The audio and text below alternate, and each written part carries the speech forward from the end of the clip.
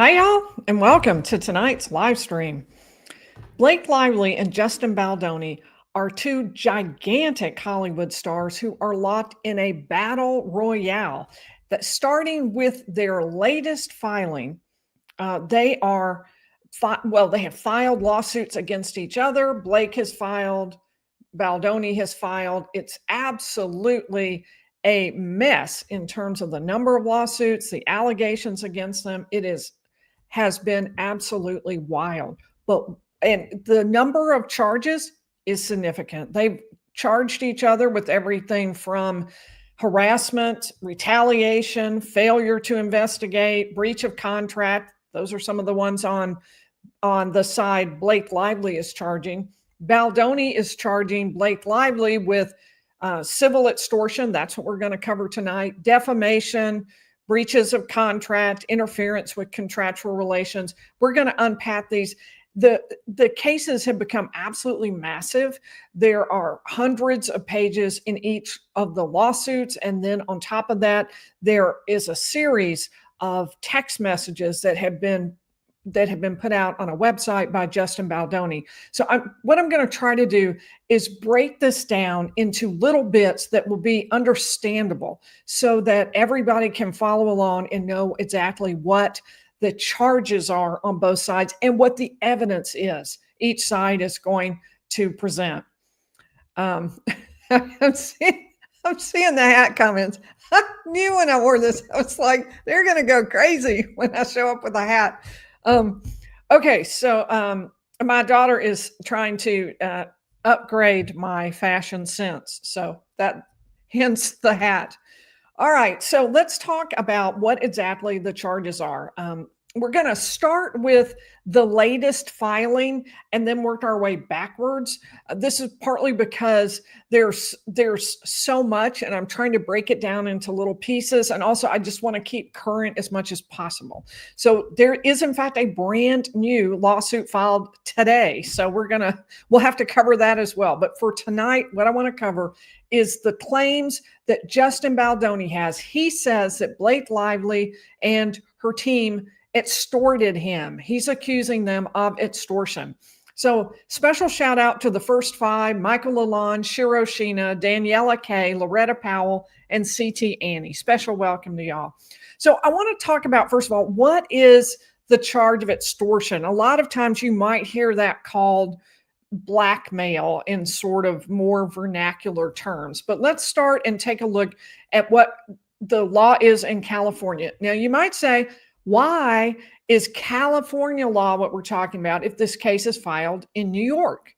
And the reason is that the Blake Lively side said that they were going forward under California law because that's where everything happened. And so the Justin Baldoni side has said, well, we're not sure if that's right or not. We might, but for now, we're going with that too. So that's what everybody is using. So what is extortion? It's the obtaining of property, and I'll try to make this a little bigger, obtaining a property or other consideration from another with his or her consent induced by a wrongful use of force or fear.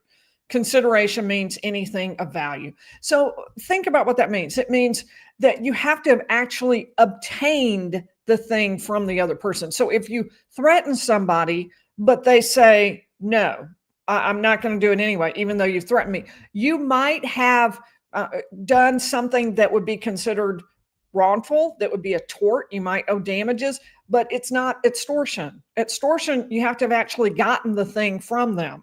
So you have to have gotten something of value from them. And the way you got it was by using wrongful force or fear. So then let's take a quick look. Fear, such as will constitute extortion, may be induced by a threat of any of the following: to do an unlawful injury to the person or property of the individual threatened or of a third person, to accuse the individual threatened or a relative of his or her, or a member of his or her family of a crime, to expose or to impute to him, her, or them a deformity, disgrace, or crime. So making that much simpler, bringing it to a level that's sensible, they're saying if you if you someone would be afraid if what they think is you are threatening to injure them or their property, or if you're accusing them of a crime, or if you are exposing or suggesting, saying that they have a deformity, disgrace, or crime, or have engaged in a crime. So that's basically what it's going to be.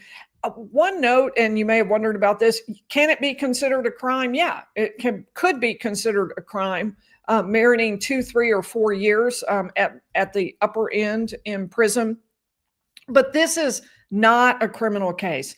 This is a civil case. So what we're looking at here is the idea that the people who are suing each other, the state is not involved. No one is charged with a crime. No one is going to prison from this lawsuit. Not Blake Lively, not Justin Baldoni. No one's been accused of that. And so all that we're looking at is the civil side. But I just wanted you to know, in theory, could it have a criminal component? Yes. Will it? No. No, it's not going to have a criminal component. So let me pull out and talk a little bit about the allegations between them and what they've said. And then we're going to get into specifics around the extortion. And what I've done is go through the entire 200 and I think it's 20 something page complaint that Justin Baldoni has filed against Blake Lively. It's an amended complaint, meaning it's the second version of it. And this amended complaint has many, many charges in it. And so we're going to go through, and I'm going to focus on the parts of it that relate to extortion, because I just needed a way to kind of break it down and show you what it is that I think is what is important that relates to the extortion, because there may be a lot of facts in here that are helpful to Justin Baldoni, but they aren't helpful on this one charge. They're helpful on something else. So one way to kind of break it down is to focus on the things that fit inside the extortion category. And so let's go ahead and add, as you know, Justin Baldoni and Blake Lively were in a movie together. It Ends With Us was the name of the movie. And ironically, it was supposed to be a film that would look at and understand abuse against women and DV. That was what it was supposed to cover and to help with. But instead, what ended up happening was that Blake Lively accused Justin Baldoni of harassment against her, of inappropriate behaviors on the set. And then Justin Baldoni has fought back with claims of his own. Those are the ones we're going to be looking at tonight. He says that Blake Lively did things to maneuver her way into taking over the movie, and that all of the charges against him were just part of a plot, a big organized plan to push him out of the way and to take over, as she wanted to direct the movie and to be in charge of the movie.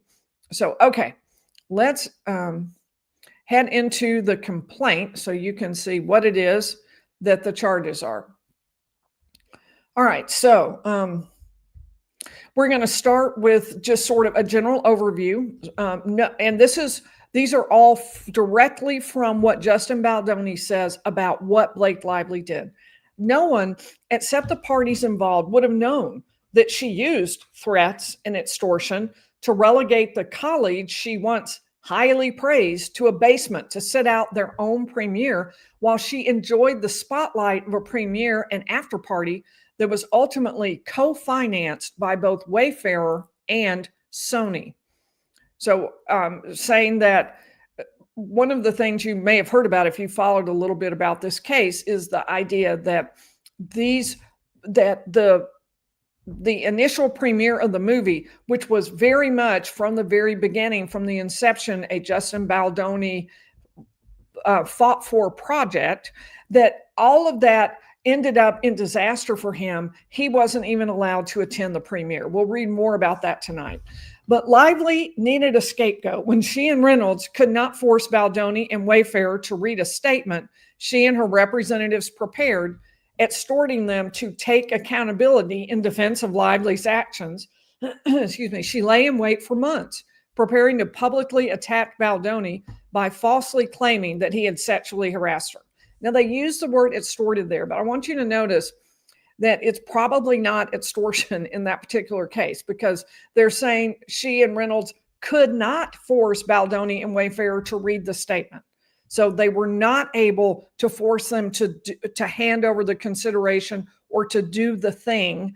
And therefore, I'm not sure that really counts. But you'll see plenty in here that does.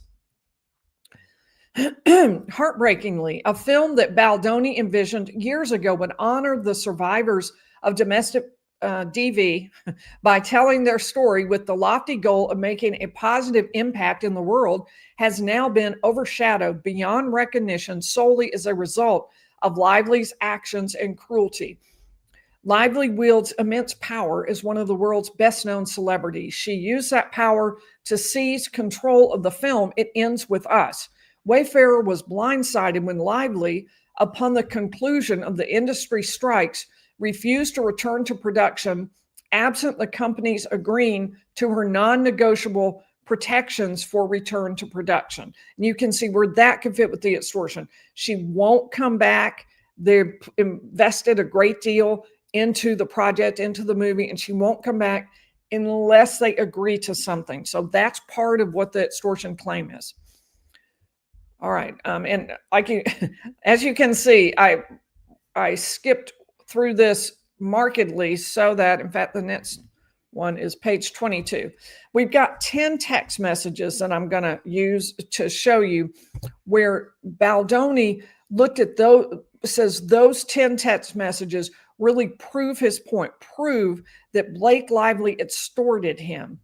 Okay, as another example, early in the pre-production stage, Blake Lively sent Baldoni a long text describing how directors never permitted her to write scenes for the movie she acted in, nor gave her writing credits, even making her hand scribble her suggestions for lines so that they could not be traced to her. Lively boasted that she had even written for her husband's movies. Then Lively asked if she could, quote, take a pass at writing the rooftop scene in It Ends With Us, in which the characters Ryle and Lily first meet. This pivotal scene, much beloved by book fans, was critical for setting the tone for the movie, so Baldoni was reluctant to allow an actor rather than a union screenwriter to rewrite this key scene. But Baldoni felt the need to allow Lively to rewrite the scene and agreed to take a look at what she put together. Now, what is going to happen next, we're going to see that this early allowing of her to get a toe in the door, they're going to say this ultimately led to a situation where she wanted to take over more and more, that they were worried even from the beginning, but it soon became clear that she was going to take over everything. Let's go back. Seemingly stung by Baldoni's exceedingly mild resistance, Lively did not respond and went silent for multiple days. This is after Baldoni gave her, he says, just a little pushback, like, yeah, I don't know if we should really do that. She didn't respond. She went silent. Later, she confirmed in a text message below that Baldoni's response, of course, didn't feel great for me or another mega celebrity friend and Ryan Reynolds. To have my passion praised instead of my specific contribution. Lively was referring to an earlier meeting, and we'll read this text message in just a little bit, where Lively summoned Baldoni to her New York penthouse, where Baldoni was greeted by Ryan Reynolds, who launched into enthusiastic praise for Lively's version of the scene. Hours later, as the meeting was ending, a famous and famously close friend of Reynolds and Lively walked into the room and similarly began praising Lively's script. Baldoni understood the subtext. He needed to comply with Lively's direction for the script. Again, you can see where he is feeling threatened and he needs to agree to something. That's the extortion that they are going to claim is that Blake Lively should be liable for. Later, Baldoni felt obliged to text Lively to say that he had liked her pages and hadn't needed Reynolds and her mega celebrity friend to pressure him. Now, this mega celebrity friend that they keep referring to, they never state the name of the mega celebrity friend. So we don't really know. There's lots of speculation on the internet that it's Taylor Swift, but we don't know that. And they never state that anywhere in the pleadings or in the documents. So I'm not saying it is because I literally don't know. Lively responded that the two were her dragons. We'll skip that because we're going to come back to it. The message could not have been clearer. Baldoni was not just dealing with Lively, he was also facing Lively's dragons, two of the most influential and wealthy celebrities in the world who were not afraid to make things very difficult for him. All right, so let's go to this is the actual text message, and this is the first one we'll deal with tonight. So this is from Blake Lively to Justin Baldoni, and she says, I'm the luckiest mother on the planet to have them, and she's referring to Ryan, her husband, and to the unnamed celebrity, as my dance moms, level stage moms. They are embarrassingly effusive. That said, they're also my most trusted partners and the people I go to first with anything creative I touch. And I'm the person they each go to first. That reciprocal creativity and support has been one of my life's greatest and most fulfilling gifts. When they loved and signed off on the pages, I felt good to send them to you. They asked what you thought specifically after. They checked in so many times. I told them that you laughed a bunch and said it's probably a blend, but you appreciate my passion so much, which of course didn't feel great for me or them to have my passion be praised instead of my specific contribution, or even just that you didn't like the pages, which was fine also. So I think they wanted you and me to see how they felt about the work because they've been by my side for far too many experiences where I've been overlooked. I spoke to you about this when we first met. Well, skip down to the bottom because they know firsthand all I contribute. They also know I'm not always as good at making sure I'm seen and utilized for fear of threatening egos or fear of affecting the ease of the process. They don't give an S about that. And because of that, everyone listens to them with immense respect and enthusiasm. So I guess I have to stop worrying about people liking me. So this is Blake Lively, and she's discussing this scene, if you will, a real life scene though, where Justin Baldoni went to her home and her husband, the famous actor Ryan Reynolds, was there. This mega celebrity friend was there, and he felt like they were, from how he describes it later, aggressive with him or very pushy.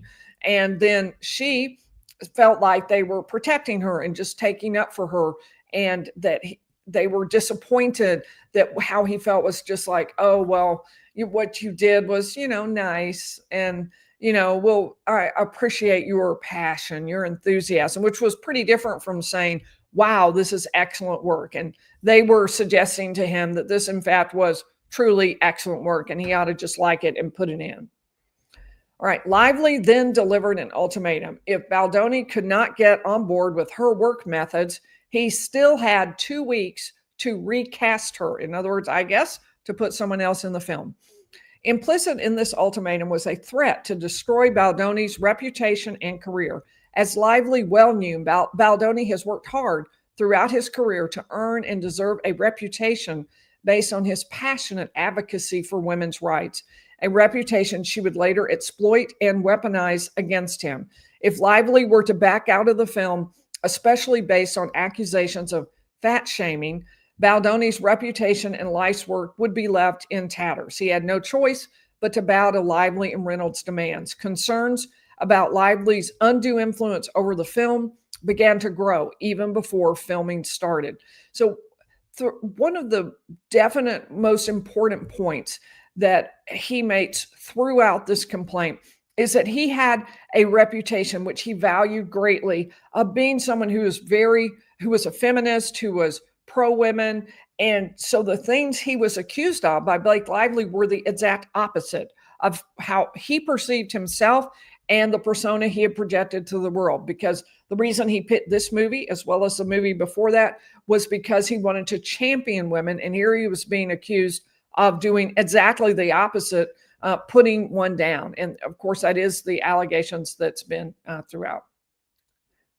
Marlon, thank you. Commenting on the fashion style. Thank you, Marlon. And Mama Pinks is thrilled that the countdown worked. And let me just throw in right now, we have 3 mods on the channel, Marlon, Mama Pinks, and Denise Pelton. Great supporters, and I so appreciate the work that they do every, well, a lot of times a week, at least 3. I really appreciate them coming in over and over and handling the moderation for us. Thank you to all 3 of them.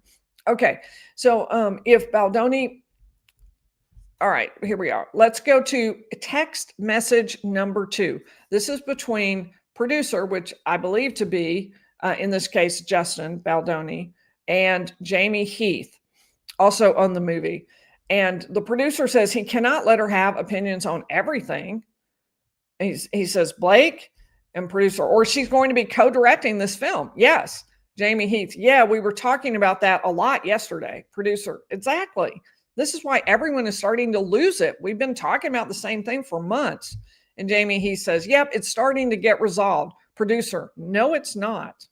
And one of the arguments Baldoni makes is that Lively was taking over the movie. It was making more than just, did I say Lively? I think I said that right. Baldoni, it wasn't just making Baldoni uncomfortable. It was making everyone uncomfortable. And so the fact that she was trying to do that was something everybody noticed. And maybe this wasn't anything having to do with Baldoni, but this is conversations back and forth between people involved in the movie. And they're all noticing what's happening and noticing that this is what she's doing.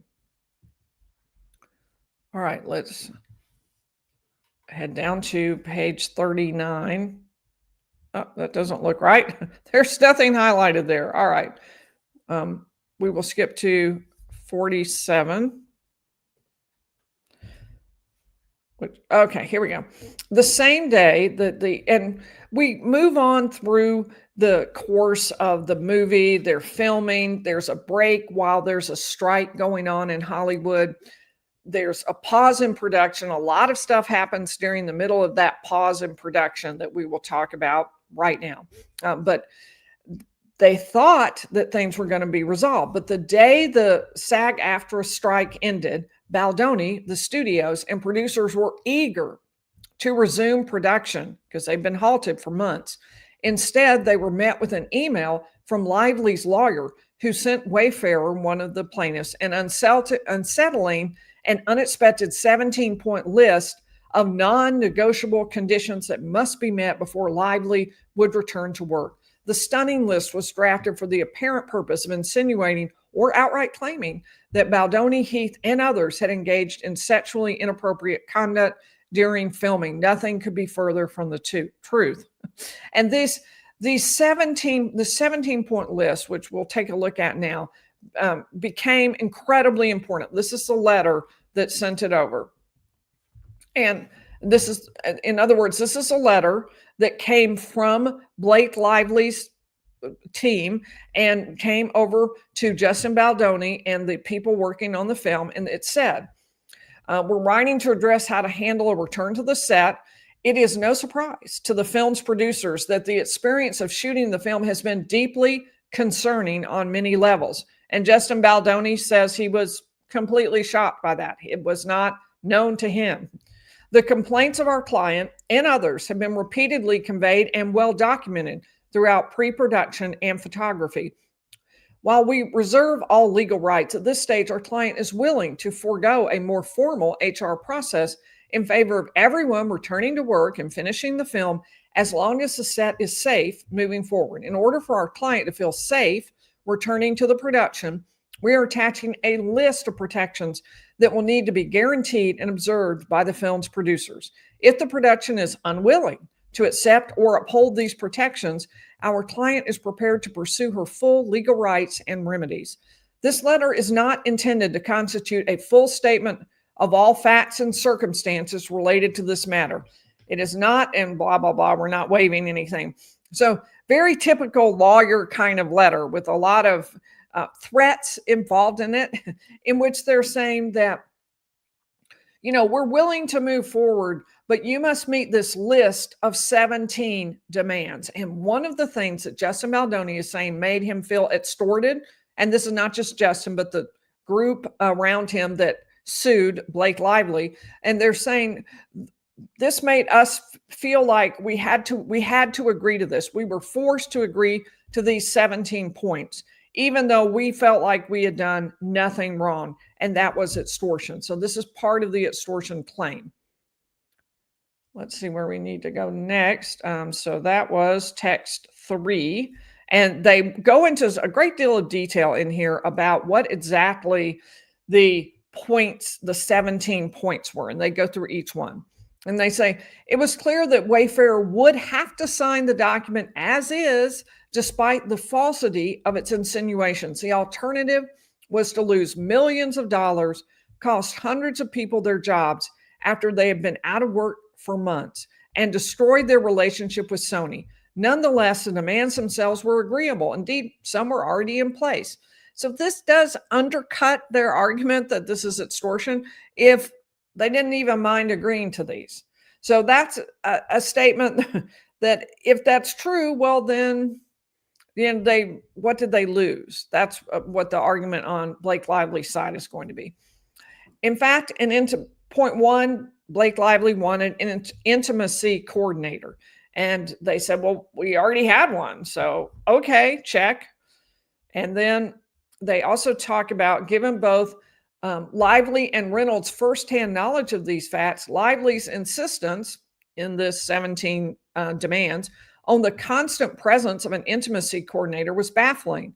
However, because Wayfarer had already engaged an intimacy coordinator and had no issue with the request, and given the request came with the threat that Lively would not come back to work after months of filming and planning, Wayfarer acquiesced. This acquiescence, given with the written caveat that Wayfarer disagreed with the characterizations, was later used by Lively to falsely suggest an acknowledgement that there had not been an intimacy coordinator at all. So they're saying, look, we already had one.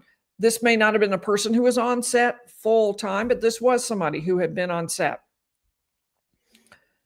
And let's head to page 50. I'm sorry. I'm telling you, this is a huge document.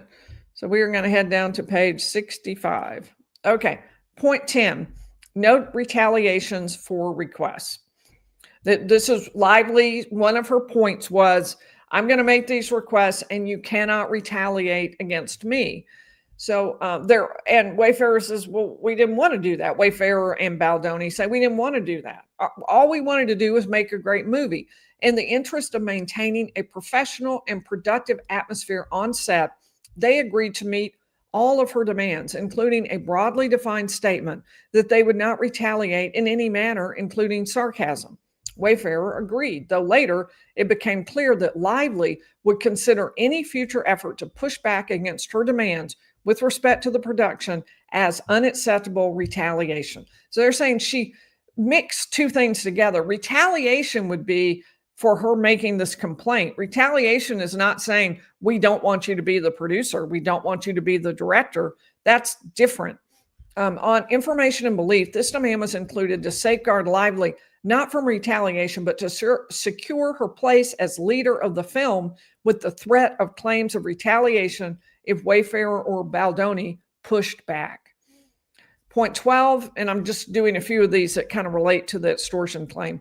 Additional Lively approved producer to be hired to supervise filming.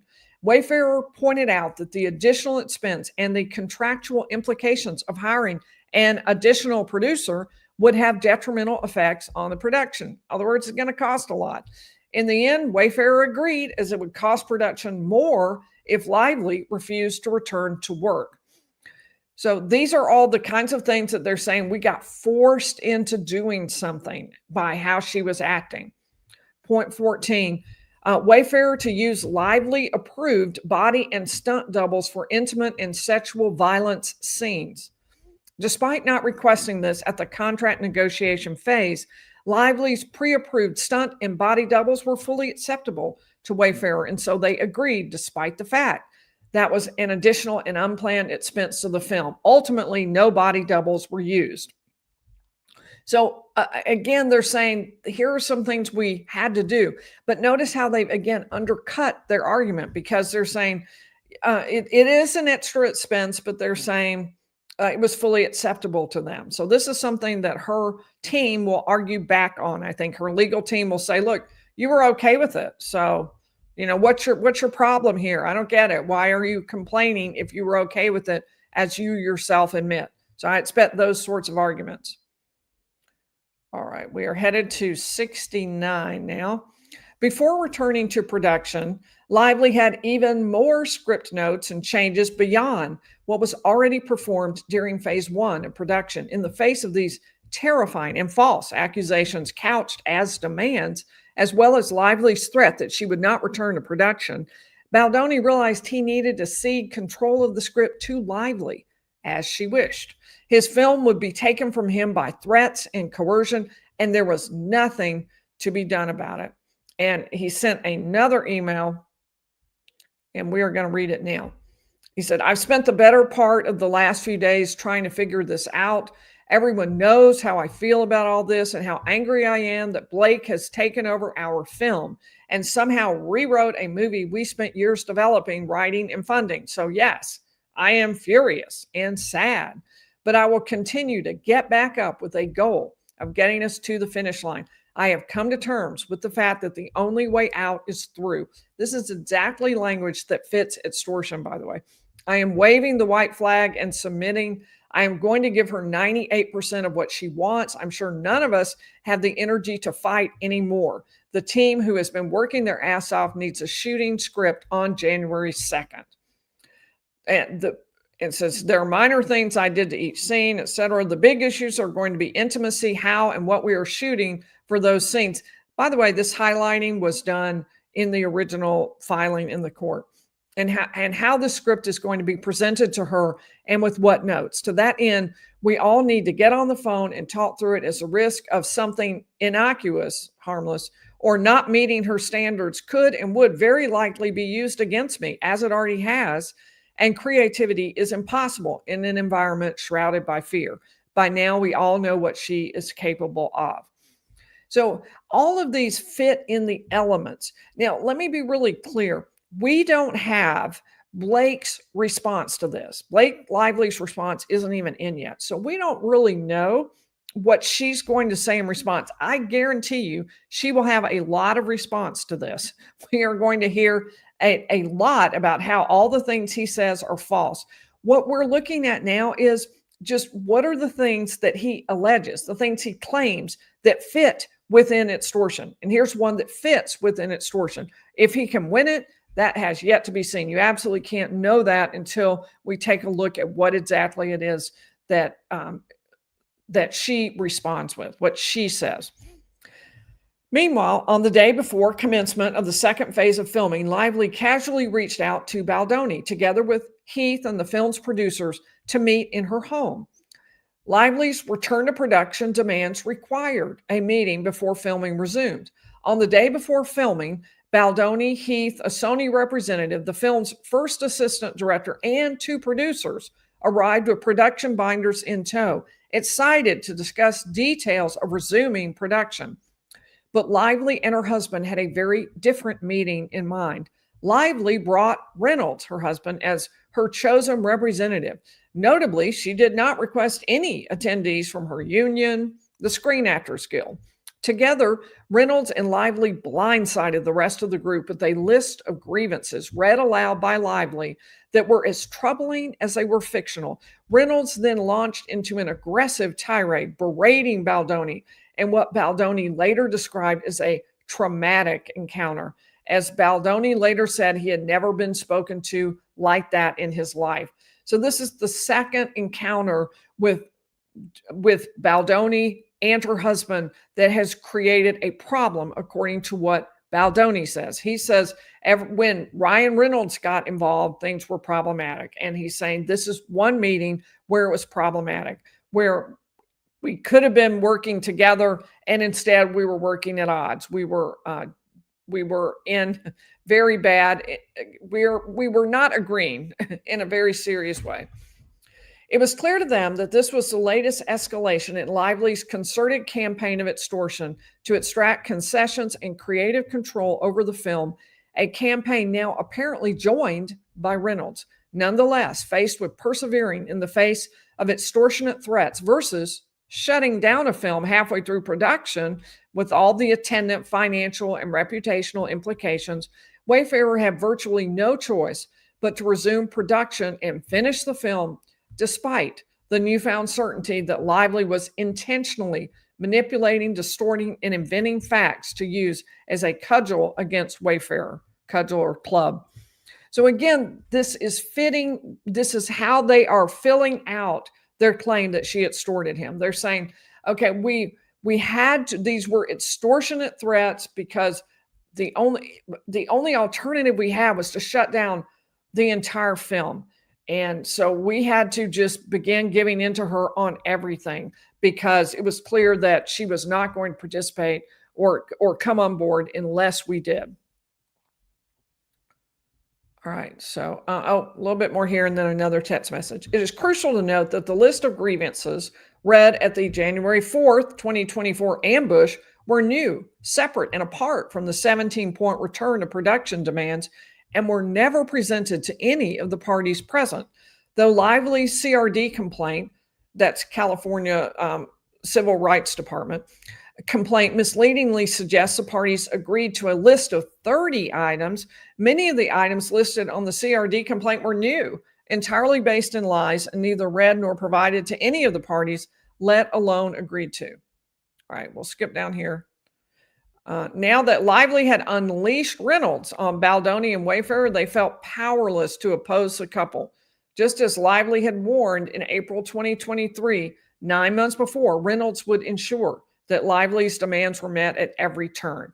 From then on, Lively would get her way or else.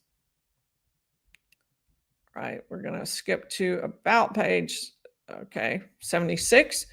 All right, so here is Justin Baldoni, and he's writing to one of his editors. And he says, they're talking about dealing with Blake Lively. And the editor says, we're going to get through this. And Justin Baldoni says, you know, I sat with it, and I think the best path forward spiritually and what's best for the movie is that I suck it up and let her in. He says, I've sent a message requesting that it start, and I'm just going to deal with it. And that is what Baldoni says he had to do because she was threatening him. She was threatening him with not finishing, with not participating, unless he gave in to all of her demands. That's what his claim is, just so that you can understand it. Okay, we're going to keep going and look at another text message right here. So editor number 2 writes, and they're writing back and forth with Justin Baldoni. And editor number 2 says, I want Blake to feel like she's getting what she wants so we can move on from this need of hers. And Justin Baldoni says, for the record, she's been getting what she wants this entire movie. And then this right here, again, Justin, but now editor number 1. Editor number 1 says, Justin has been over backwards for her for months on end. And Justin Baldoni says it shortly after that. I let them know I think the game is to ask for virtual and then give in and send you. It's a practice. We can't just keep giving her everything on exactly her terms. But he's going to say he, in the end, had to because she forced him into it. That's what his argument is going to be. Finally, in April and May 2024, Lively's extortionate threats coerced Sony to allow her to create her own cut of the film, a right that is exclusively reserved for directors at Wayfarer and Sony's expense. And despite Baldoni and Wayfarer's rightful protests, Sony's reasons for acquiescing to these beyond unreasonable demands were clear. Sony told Wayfarer in no uncertain terms that Lively refused to promote the film unless her demands were met. Wayfarer, feeling increasingly cornered into agreeing to Lively's demands, attempted at least to require that Lively finally sign her engagement contract if her demands were to be met. Even this basic ask was refused, and Sony urged Wayfarer to give in. So here's another text message, this one between Justin Baldoni and editors 1 and 2. And Justin Baldoni says, we focus on what's best for the film. It will all work out. He also says, Just curious if you guys have peeked at her cut and if anything has changed, because she's literally doing cuts now, he says. Editor number 2 said, I have just been told that we are not permitted to look. And Justin Baldoni says, wow. Oh, and Justin Baldoni says, haha, wow, when did that happen? And editor number 2 says, this evening. And Justin says, wow, okay then. The editors and director isn't allowed to look at an actress's cut. Got it. Well, here we go. We will keep taking the high road. So again, Justin Baldoni saying, I'm being forced further and further away from my own project by what she's doing and by her insistence that I not be allowed on it and that she take over. So he's saying that is extortion. That's me being extorted by Blake Lively. All right. We got some more right in this section here. But as Lively threatened to refuse to promote the film or approve any related marketing materials, and name some, it's doomsday scenario for this major motion picture. Wayfarer and Baldoni were extorted into acquiescence to more and more demands. So another threat was, I'm not going to promote the film. I'm not going to approve the marketing materials. So you're not going to be able to have marketing materials. You won't have me promoting it. The film will become a flop. So here were more demands. This included co-funding together with Sony, a friends and family screening of her version of the film, which they had not approved or even seen, entirely at Lively's assistance. Ultimately, Lively replaced the film's editors with her own choice, an editor often used by Reynolds, and the film's editors had to be let go. She also replaced the film's award-winning composer with composers from Reynolds' recent project, even though the film's composer had already finished the score with an orchestra, which is costly. Sony supported Lively's demands and even enforced her dictate that the film's directors and editors not be permitted even to view her cut. But in light of Lively's threat to withhold promotion of the film, as well as her thinly veiled threat to end Baldoni's career with a slew of false accusations, the studio reluctantly agreed to do an official audience test of both versions, again at Wayfarer and Sony's expense. Now, they say, we won. We won when they went out and when they looked at our key audience, who's going to be watching our film, how old are they, and they determined it was women and I don't know, of some age. And so they looked at our audience, what they were expecting, and they said, we won. We won that cut. Ours was better, but it didn't matter. Not surprisingly, Lively reneged on her promise and insisted that her version be released to the public instead of Baldoni's cut as director, even claiming that the book's author would refuse to promote the film as well if Lively's version was not chosen. Sony called to tell Wayfarer that neither Lively nor any of the cast would promote the film unless Lively's cut were used. Baldoni was forced to choose between killing the film and his own career by insisting on his own creative vision and rights, or putting out a version of the film that Baldoni knew could still be so important to domestic violence survivors, even if it differed greatly from what it could have been. Sony and Screen Engine convinced Lively to put some of his work back in, he says. Lively shamelessly removed Baldoni, the film's co-star, director, and executive producer who had championed this film for 5 years and whose company had co-funded the entire project out of all posters and trailers and other promotional materials. So they're saying all of these damages flowed from the fact that he had to agree over and over again because she was going to take away the entire movie, because she was either not going to be in it or not going to promote it.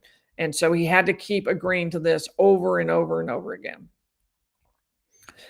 By July 2024, Baldoni was completely locked out of the film's final cut. By virtue of his role at Wayfarer, he was permitted to give notes as a studio. This only added insult to injury because he should not have been giving notes. He should have been editing the film. And this is text message number 9.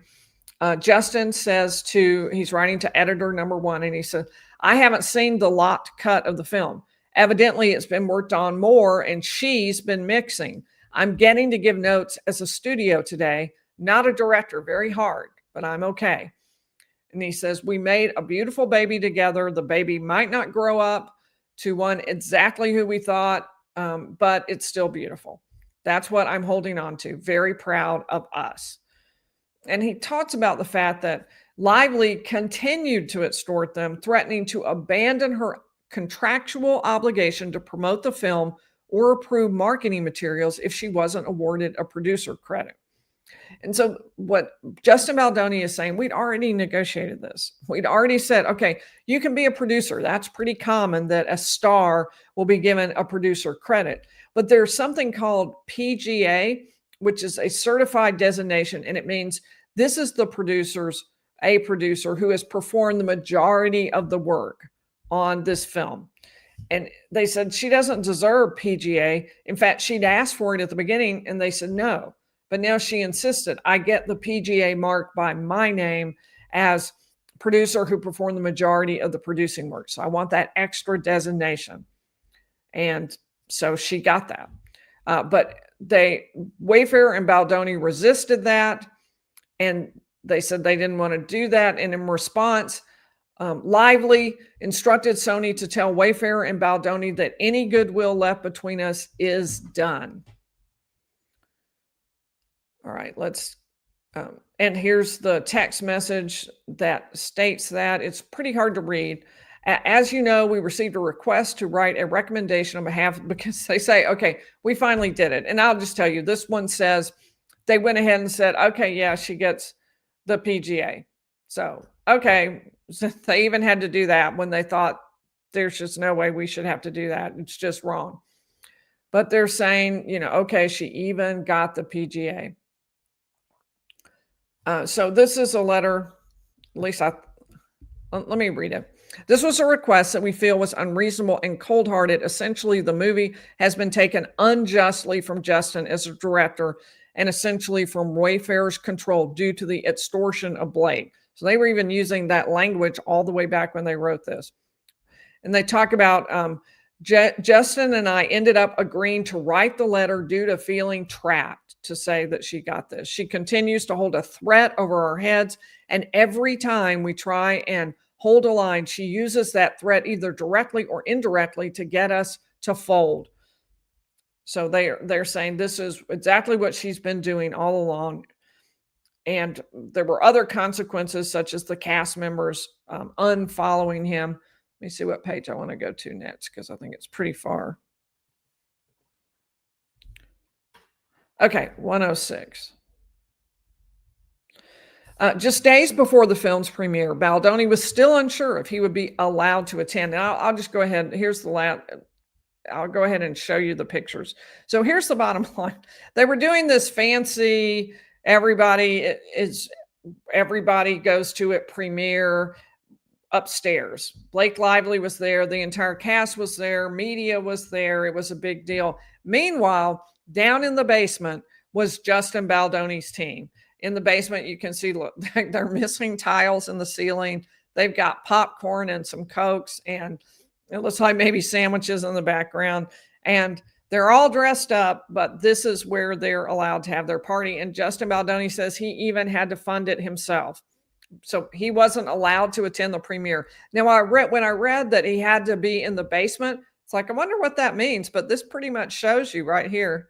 He put in a couple of pictures. So there they are having their Cokes. They had water, and that was what they had for the party. And they were down in the basement, and they've got some pallets there where I suppose stuff was delivered to them. And that's what he says. This is how it was for us. We weren't allowed to be part of the celebration that was going on upstairs. I thought those photos were pretty telling. So let's head over to the very last part when we're going to have, sorry, I keep going back and forth. All right, 150. On August 12th, 2024, Heath and Abel, sorry, the names, we'll just had a call with two executives from their then talent agency. Heath and Abel are PR people.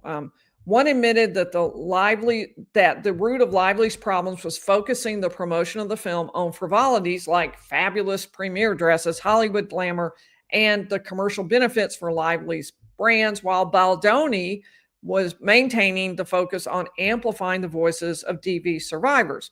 And so at this point, Lively demands that they publicly apologize. She wants Wayfarer, Heath, and Baldoni to apologize that day. And at this point, they say no.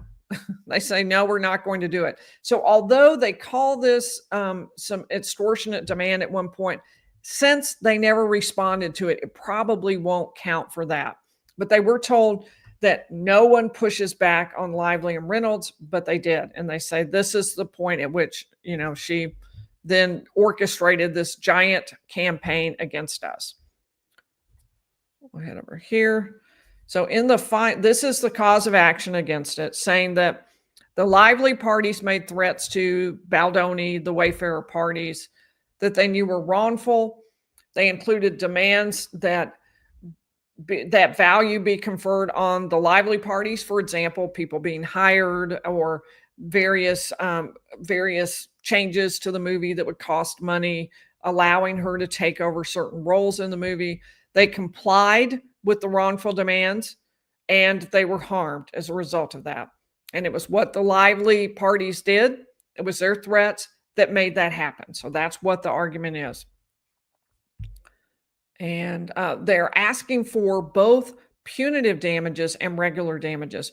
Punitive damages are damages that are connected to punishing the person who did something, as opposed to damages that were suffered by the person who was harmed. So if Baldoni or Wayfarer had to spend money to hire someone, and that was an actual outlay that they had to do, then that outlay would be part of their damages. But punitive damages are, you look at what would it take to get Blake Lively or someone similarly situated to never do this again. And it's an amount based on what she should pay to be punished, as opposed to an amount based on what Justin Baldoni has lost or what Wayfarer has lost. So if you have any questions, if you would put question marks at the beginning, I'll take a look at those. But please be sure to put your question marks at the beginning, because I'll have a better chance of spotting them. So this is one of the claims where they're actually asking for punitive damages in addition to regular damages that relate to this particular claim. And they are claiming extortion with this. We will be getting Blake Lively's answer soon, and she'll respond to this. She'll respond both with facts. Well, maybe. She may just respond with a no, because you're allowed to do that. And so she may just say false, false, false, no. And that may be all we get. But I imagine we are going to be seeing more and more of her responses to them, because I think it's important that she respond publicly, because right now it isn't going particularly well. Michael Lalonde asking about the countdown. Yes, the countdown is new. I got a lot of questions about, hey, we're trying to come in off ads, and those ads are keeping us from seeing the first part of the live stream. So I did that, and let me know if it helped. Let me know if that made the difference. All right, so AK-19. What's with the hat? My daughter is trying to upgrade my style AK-19. So that's what's up with the style. Barb Russell, what are the consequences of this? Should Blake Lively and Ryan Reynolds lose this? So Barb, this is not a criminal case. It's a civil case, which means what would happen is monetary. There would be an exchange of money. So if Blake Lively and Ryan Reynolds lost, then they would pay money to the people suing them, which would include Justin Baldoni, as well as several other parties, including Wayfarer. And so they would pay money over to them. They would pay damages. And if they were found liable for punitive damages, they would also pay punitive damages, which are typically based on an understanding of what the person's net worth is. How much money do they have? How much would it take to deter someone like Blake Lively? Now, Blake Lively is, of course, suing Justin Baldoni just as he's suing her. So a possible scenario is they both owe each other money and it offsets, or one owes more than the other. And so any of those scenarios are possible, including that neither one owes the other side any money at all. What's not at issue, though, is criminal charges where someone would go to jail. Right now, the only charges relate to the consequences civilly in terms of money. So that's what's at issue. How can he ask for damages if the movie made over $200 million? Mother Oates asked. Excellent question. And it's certainly, I think, given that monetary recovery, it's going to be harder for him to prove damages. So when you have a civil case, there are basically three, it's like a stool with three legs. And if you lose any one leg, right, the stool is going to fall over. So one leg is that a wrong was done. Another, that the wrong caused a problem. And the third one, that there were damages. So if there aren't damages, that stool is going to fall over. And so that's going to be a problem if they can't prove damages. In this case, Justin Baldoni is arguing that and his whole side is arguing there's a lot more to what he's lost than what the film made, because he was embarrassed. He had a lot of negative publicity. He lost credit for some of the things that he did in this film, so that he wasn't even on some of the publicity for it, even though he had done the work and had initially initiated the project. So the damages would not necessarily be for the film itself and for losses of the film itself, but we are going to have to see what they're going to claim as damages. But it could be something other than that. All right, so I'm looking for question marks at the beginning. Do you think this will go to trial? Well, I guess the chances are low, just because in general civil cases tend to settle. So we will see. I can't answer that for sure. Connie Presley, do you think they will make any money at the end of the day after court and all? Yes. If they take it all the way through, I think it's very likely that one side or the other will make some money. I don't think it will be an even wash, and I don't think it will all be lost in the court expenses. I think the numbers are bigger than even the cost of very expensive, very large teams of lawyers. Johnny Hartley wants me to know if I've revised my view on Lively. Now I've seen more evidence. I don't have a view yet.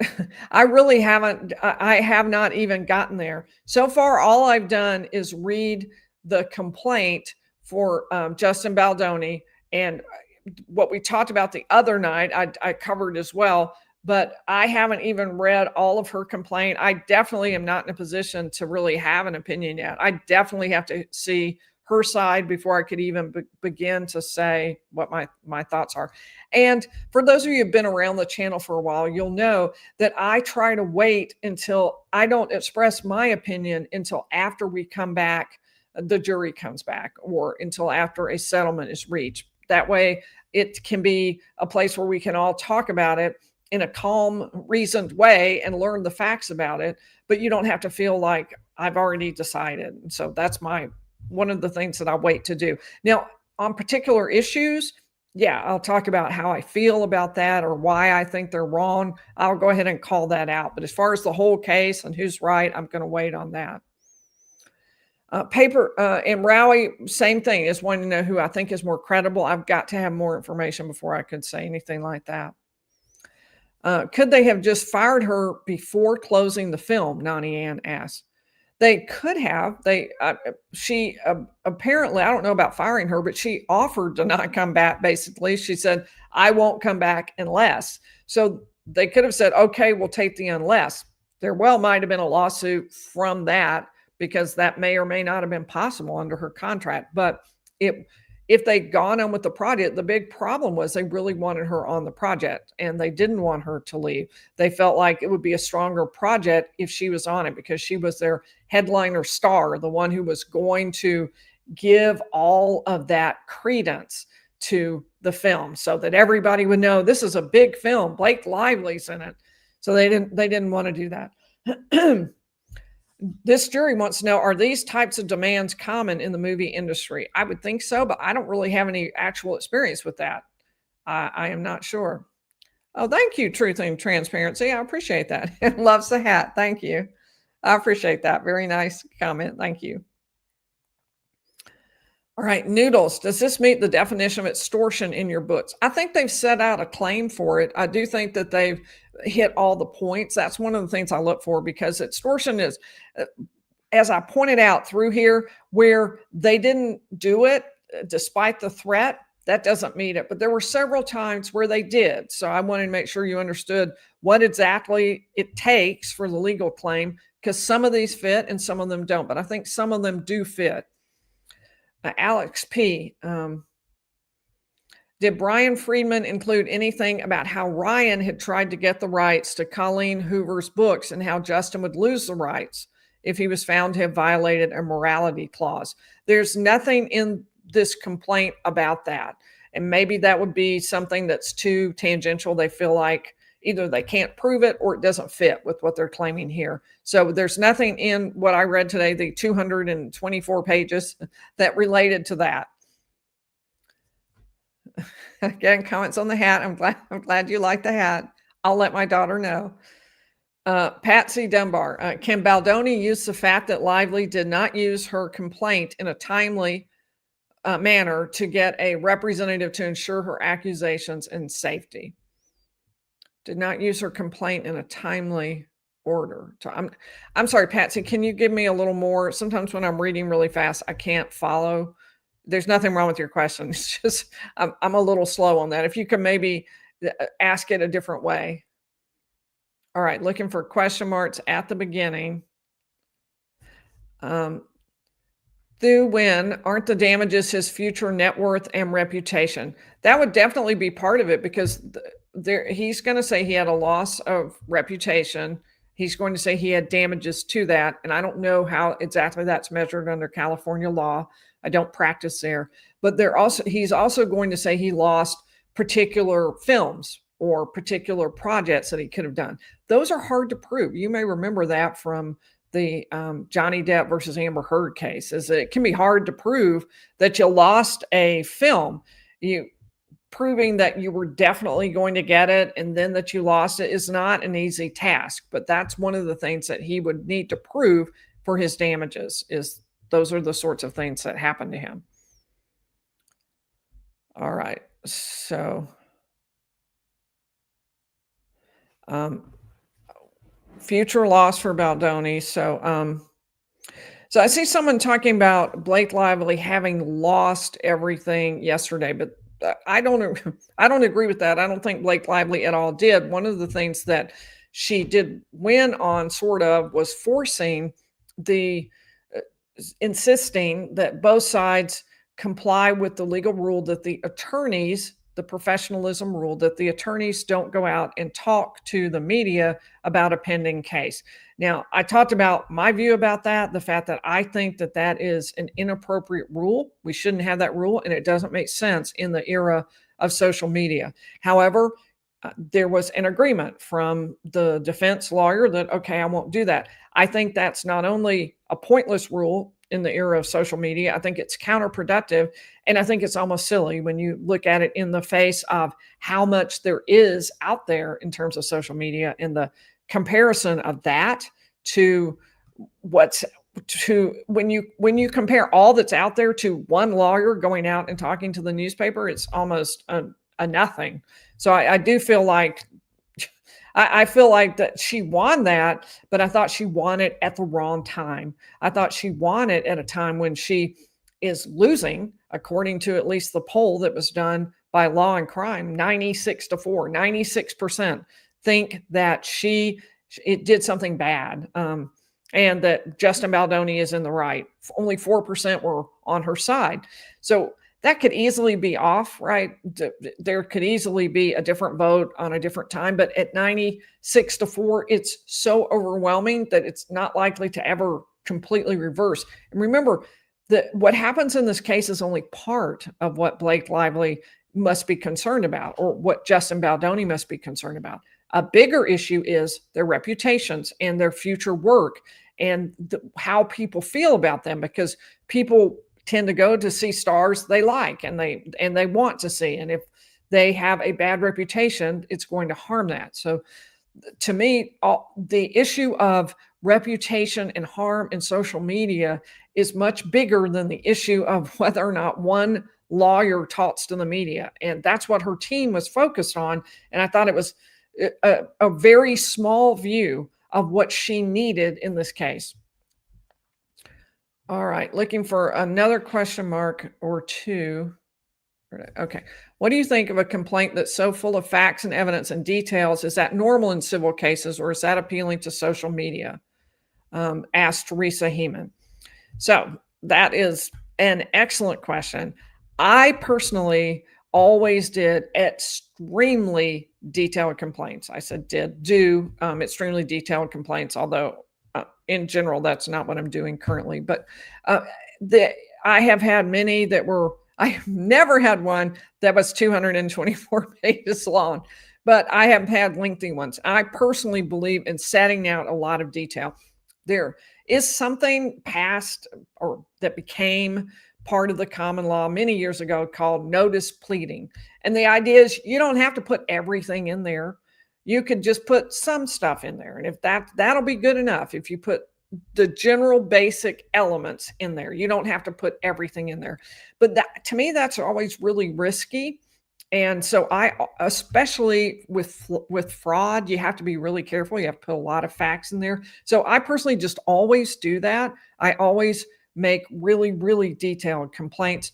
But this is extraordinary. And it was coupled with first of all, it was filed the night before this hearing where they were going to, as they knew, have to agree that they weren't going to do any sort of outreach to the media.